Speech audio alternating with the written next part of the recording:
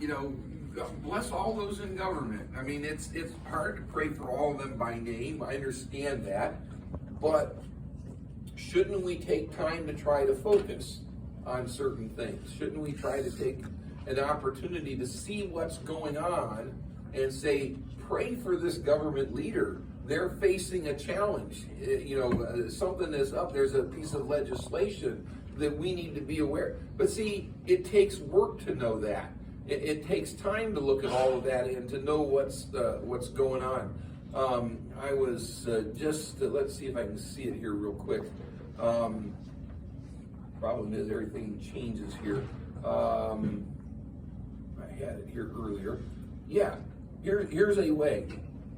Representative Gary Click. He is down Ohio State House. He's the primary sponsor of House Bill 454, which prohibits certain procedures to alter a minor's biological sex. In other words, minors cannot be treated to medical procedures to change their gender. And he has this bill going on right now.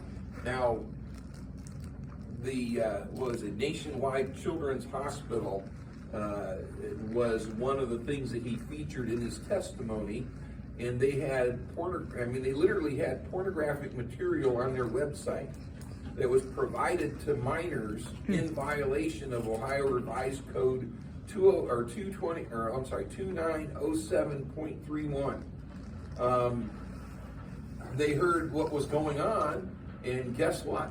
All the links to that disappeared from their website because somebody brought it to light.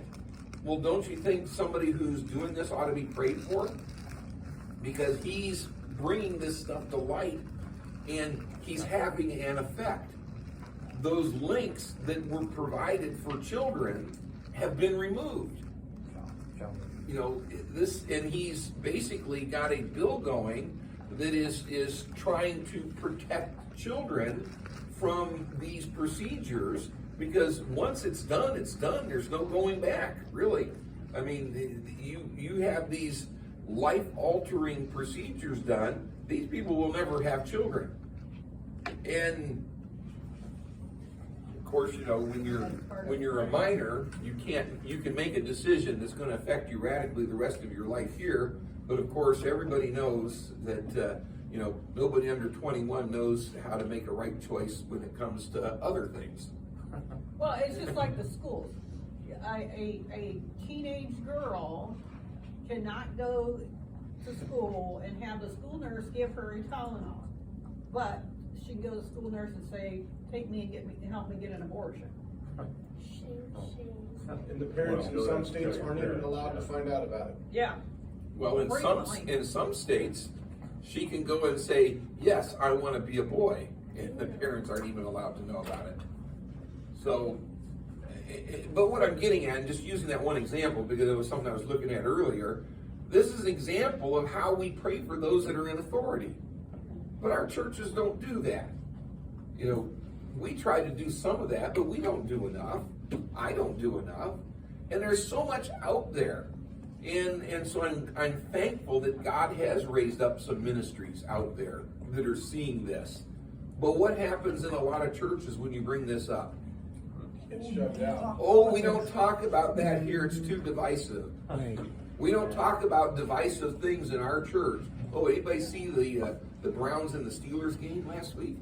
That's not divisive, right? Well, it depends. But it depends on where you're at. Yeah.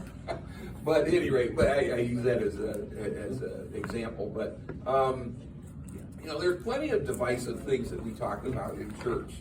It's like during the height of the pandemic, when they were shutting churches down, saying you couldn't meet, and pastors and churches weren't even questioning.